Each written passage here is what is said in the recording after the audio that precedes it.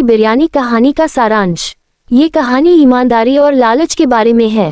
तारानकन लालची बिरयानी वाला मंगरू 10 रुपये में बिरयानी बेचने का नाटक करता है, लेकिन ग्राहकों से प्लेट के 10 और बिरयानी के 50 यानी कुल 60 रुपये लेता है। उसका ये बेईमान धंधा खूब चलता है।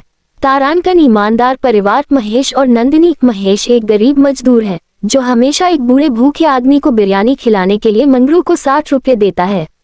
एक हादसे में महेश का पैर टूट जाता है तो उसकी पत्नी नंदिनी अपने इलाज के लिए अपनी स्वादिष्ट बिरयानी का ठेला लगाती है और सचमुच 10 रुपये में पूरी प्लेट बेचती है। तारानकन ईमानदारी का फल। नंदिनी की ईमानदारी और